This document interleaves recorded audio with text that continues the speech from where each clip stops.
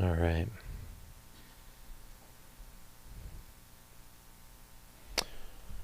All right. Looks like it's working. You want to do like the fade in thing? Sure. Okay. And is it recording on the drive too? Yeah. We'll get started eventually. All right. All right. Welcome. So I had a question I posed to social media, all of you. It seems like right now, more than ever, we are looking to find the enemy. Where is the enemy? The enemy is Tyler Robinson, who assassinated Charlie Kirk, but supposedly 7 people knew beforehand that that was going to happen. That was discovered on a Discord server. Are those people the enemy? We're looking to find out how he was indoctrinated. Are the people who are doing the indoctrination the enemy?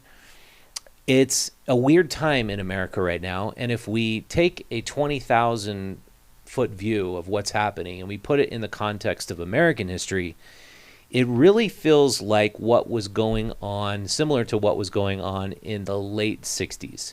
A lot of people didn't know what was going on with the campus violence, especially I pointed out before on our first episode how in Kent State there was protests going on in support of free speech, and those protesters were protesting for free speech from the left against the right. Now it's kind of the opposite.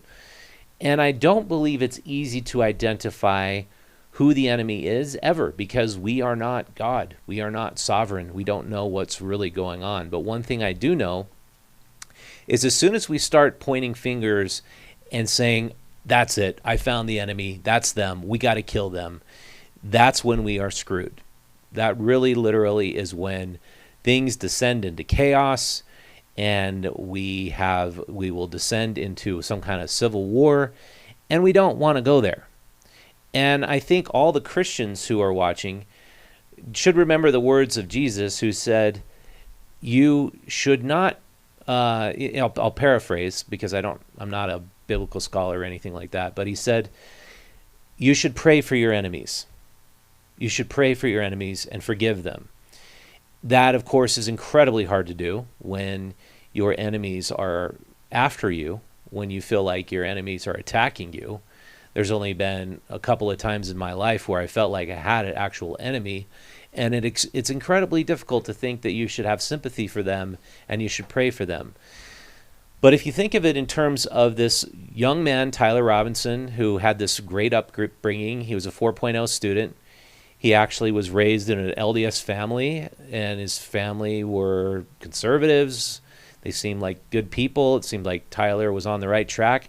And somehow, somewhere, he got exposed to something that made his mind think that everything he had believed was wrong.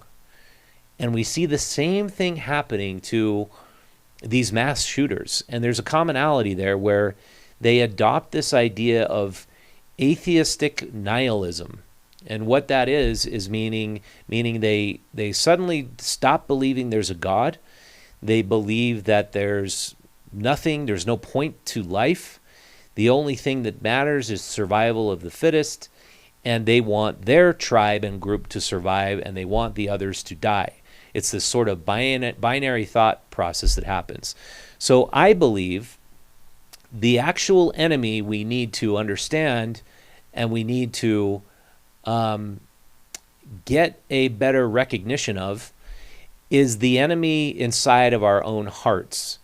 One of the best phrases I've ever heard written by a man who knew his enemy very well because he served time in a gulag, a Russian gulag, during the Soviet Empire, was Alexander Solzhenitsyn, who said, the line between good and evil is inside every single human's heart.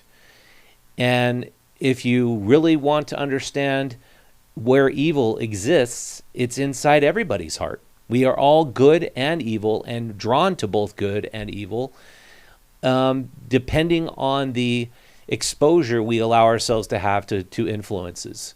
So my call is to to everybody on social media, everybody on YouTube and Instagram and TikTok. How about exposing yourself to better influences? How about listening to the people who are promoting ideas of finding truth instead of promoting that our tribe is right and this other tribe is wrong, and therefore we need to commit violence against that other tribe? I want to play a clip now from over the weekend. This is from Paris. Paris is was taken over for a short period of time by Antifa rioters. Let's check that out. And what organization are you part of? Are you part of Antifa? Yeah, Antifa. The streets of Paris are literally on fire. Police have moved in. Today I'm here in France. Right now we have hundreds of thousands of people set to hit the streets of Paris all across France today. There's said to be around 800,000 protesters.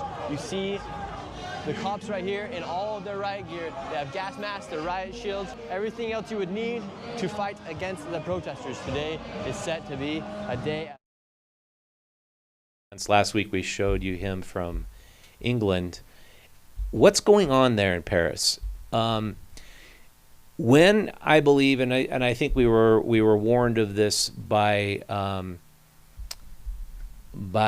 Nietzsche, when you decide to remove God from society, when you decide to remove religions as being an integral part of society, and you don't have any sort of framework for your belief structure, you always insert something into the place where God used to be. And it ends up being just like a religion. And I believe that what we have going on worldwide now, not just in the United States, is a new religion that we need to find the evil people, the fascists, and we need to stop them. And we need to find the people who want to promote fascism, and we need to stop them. And this is not really based on any facts, truth, or evidence. This is based on a perception and an idea that a lot of people have, which is not based on facts, like I said, which is that Trump and all his supporters are fascists, that anybody who would cut government programs is a fascist. That guy is Antifa. He's burning up his own street. And he's basically protesting austerity measures in Paris, France. And there's a big Antifa, anti-fascist movement going on there. So I've been spending the last few days researching what are the roots of Antifa. How did this start? How did neo-fascist, or I should say anti-fascist movements spawn out of the neo-Marxist ideology? And so I know a little bit about the ideas of Karl Marx, and I know that in Karl Marx's time, there were strong movements of society, also like they're going on now. It was, and it was mostly a movement caused by the bourgeoisie and the proletariat. And the proletariat were the working class people, the bourgeoisie were the elites, and there was a humongous disparity between the two classes. And the bourgeoisie were getting richer and richer, and the proletariat were suffering from terrible working conditions. Karl Marx saw the only solution was a rising up, a revolution where the proletariat would overthrow the bourgeoisie, and then the means of production would be taken over, and then the classes would be dissolved. And so I found a guy who talks about this in great detail, and he talked about it after the 1960s when the last big uprising was occurring. And this guy's name is Herbert Marcuse. Marcuse. He was a philosopher and thinker, and he became the poster child for the movement in the 1960s when neo-fascism started to rise up. And what does that have to do with what we're seeing today? I want to play for you the beginning of this video to help you understand how this relates to what we're going through today.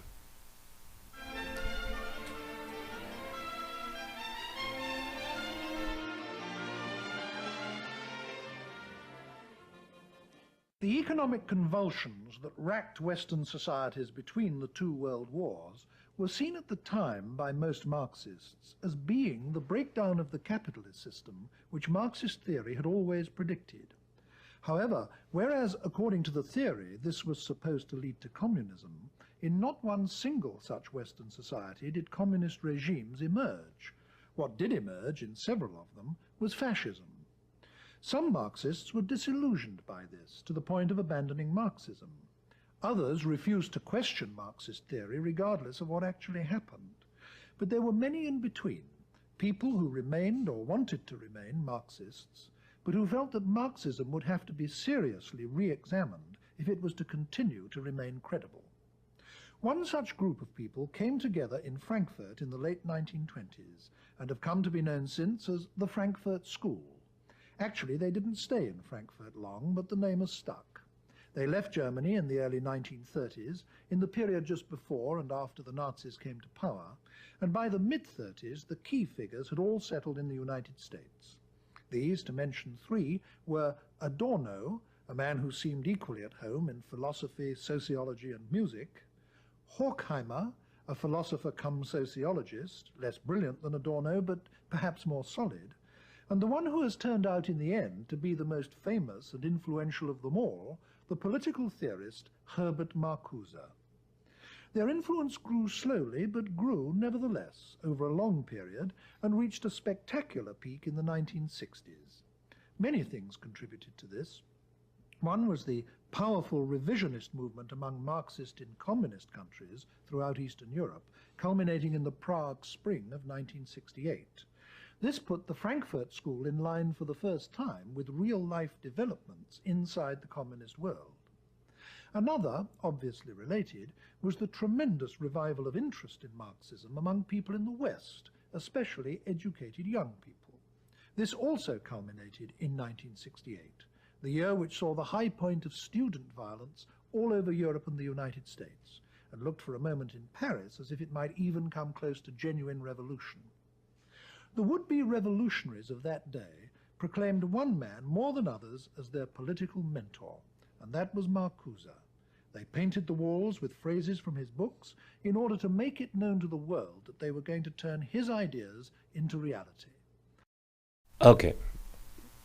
Before I play him speaking, I want to just recap what he just said.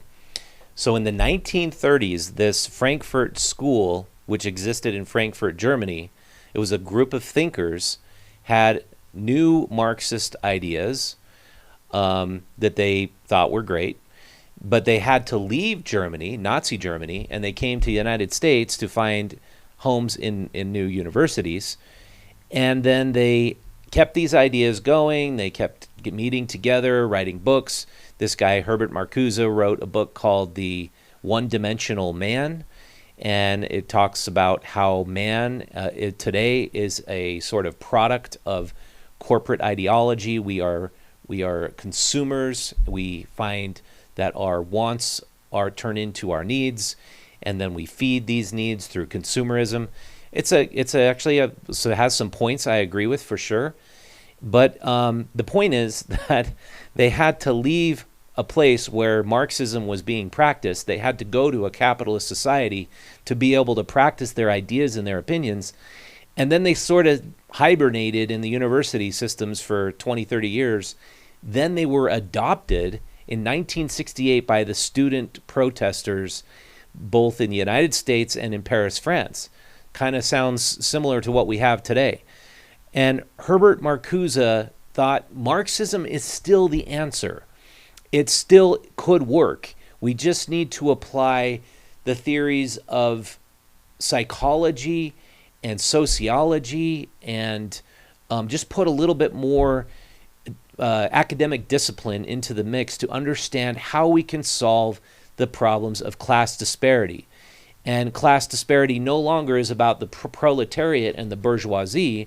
It's now about the oppressors and the oppressed. So now let's listen to what Herbert Marcuse had to say. And although the revolution didn't materialize, during the decades since then, the ideas of Marcuse and the Frankfurt School have come to dominate some of the social science departments in various countries in Europe, and through them to have a continued and very important influence on the young. Professor Marcuse, why should it have been to your writings that the revolutionary student movements of the 1960s and early 70s turned? Well, I was not the mentor of the student activists of the 60s and early 70s. What I did is formulate and articulate some ideas and some goals that were in the air at that time. That is about it. The student generation that became active in these years did not need a father figure or a grandfather figure in order to lead them to protest against a society which revealed daily its inequality, injustice, cruelty, and its general destructiveness.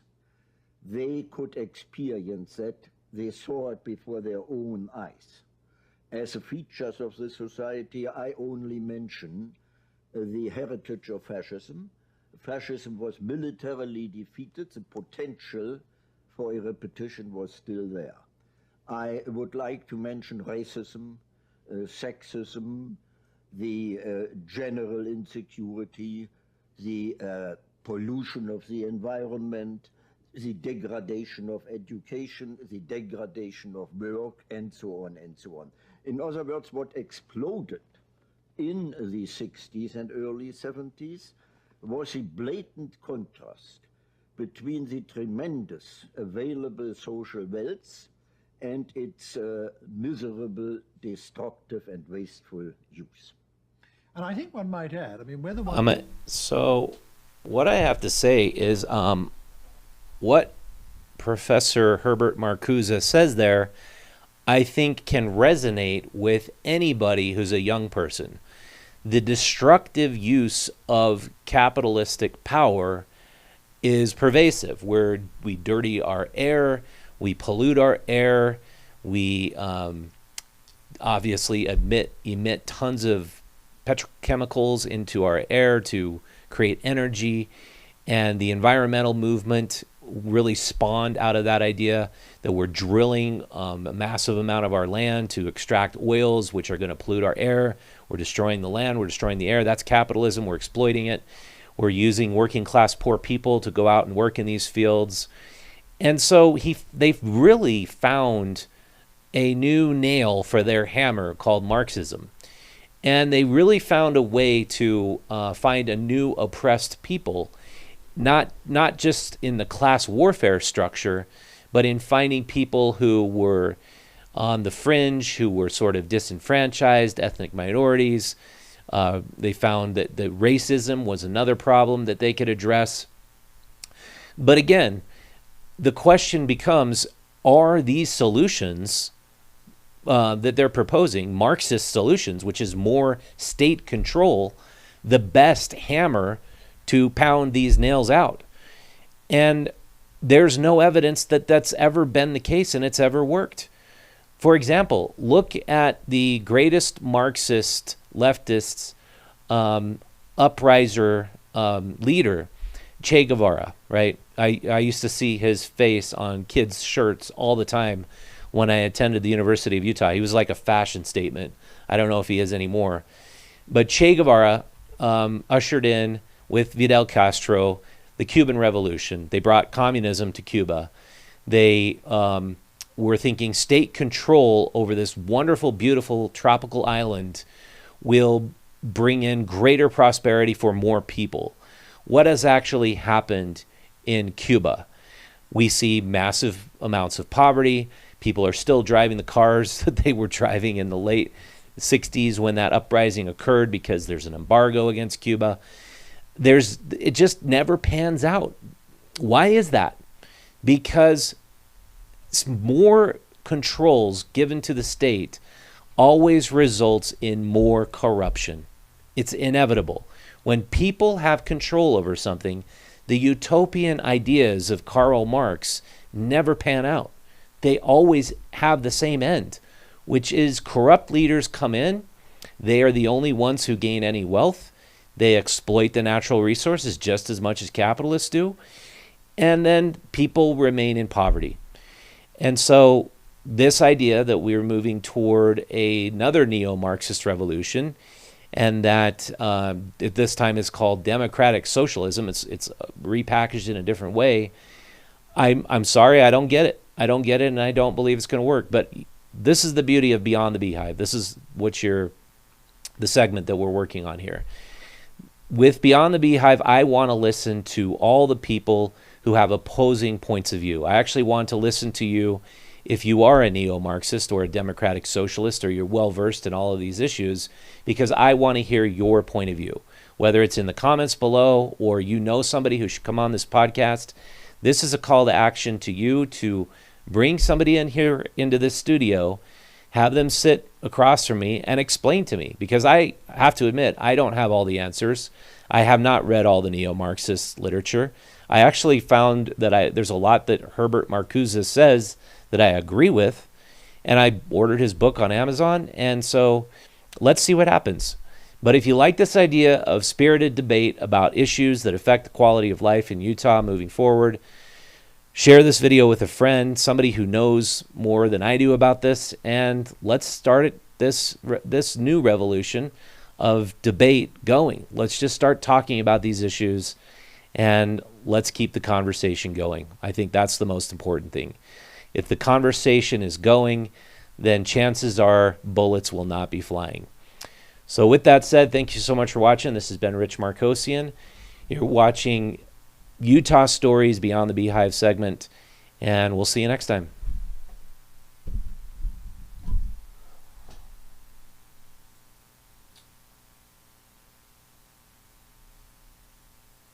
Yeah, that's a lot easier than trying to edit something.